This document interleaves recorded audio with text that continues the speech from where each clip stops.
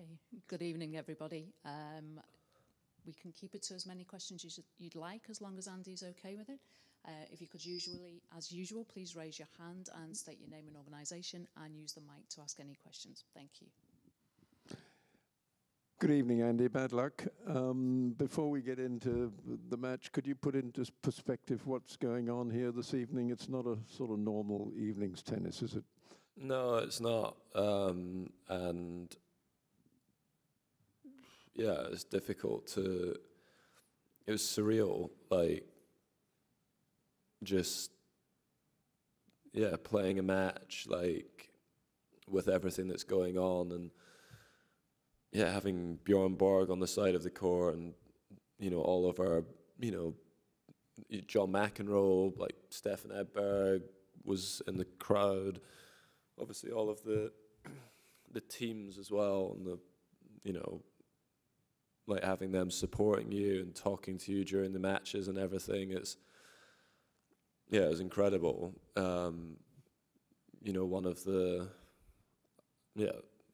most special matches that I played, to be honest. And I felt very tired at the end of the match. I think, like, emotionally, the last few days, I don't know exactly why, because it's not me that's finishing playing, but like the guys that are here, and obviously a lot of the questions have been directed about this sort of period of tennis, and I know that I'm a small part of what these last sort of 15 years of tennis has been. But yeah, like I've thought a lot about my own career and the matches that I played, and talked to the guys and Roger, Rafa, and Novak about the matches that we played against each other, and I've never done that consistently or as much as we have the last few days. So I gave everything on the court today. I tried my hardest, and I was really disappointed not to get the win. But I gave everything, and I was really tired. After probably about a set and a half, I was struggling. But I gave my all, and it was fun.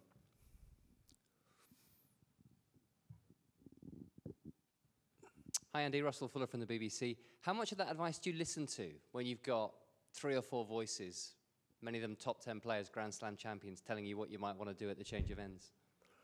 Yeah, well, I think, sort of what my feeling in terms of how it worked was that, the guys came over and were giving me encouragement, and then I would ask, like, if there was, are you noticing anything? Is there anything you think? And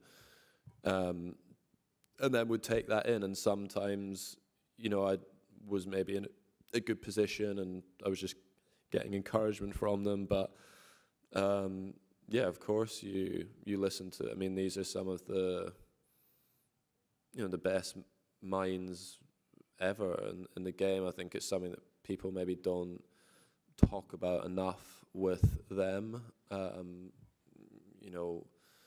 Is their tennis IQ and their understanding of the game and moments and matches and how to play, and figuring things out a bit whilst you're out there. So yeah, absolutely, you listen to them. And yeah, it meant a lot, playing a tennis match and looking over and seeing those guys like supporting you, wanting you to win, and trying to help. And yeah, it's something that I've never experienced that before, obviously, because I've not played in this event. And I know, when the event started, there was me probably a bit as well, like skeptical about that side of things, but being part of it was really, really special, and yeah, something I'll remember for a long time. Andy, Craig Gabriel, Laver Cup Radio. Specifically about yourself during the match, you said you were a bit tired. Were you starting to cramp, and was there also a bit of a second wind that you got during the third set? I mean, obviously, when you get closer to the finish line and a match like that, obviously it becomes a little bit easier. I mean, I think I messed the tie break up a little bit, to be honest. You know, I'm got slightly unfortunate, a couple of net cords from his side and a couple of mistakes on my own side. And yeah, physically I was struggling, like I said, and when that happens, obviously, like, shot selection, decision making becomes more challenging, because you're thinking a little bit about trying to end points quicker, and again, someone like him who moves as well as he does, doesn't normally spell good news. You know, you need to pick your moments well against him, and towards the end of that second set, you know, I did have some chances to break back, you know, didn't get them, and then the tie break, you know, like I said, what I felt happened. But yeah, it was a tough match physically, a lot of long points, a lot of long rallies, and yeah, I did feel these last few days like they've been unbelievably special, obviously. But like I said, like, yeah, I've used up a lot of emotions as well, and I did feel that a bit at the end of the match. Andy, you're talking about some of the voices and people that were talking to you during the match, the voices you heard. Anything particular that stood out, or anybody you were particularly drawn to when they were giving you the advice, or some pointers?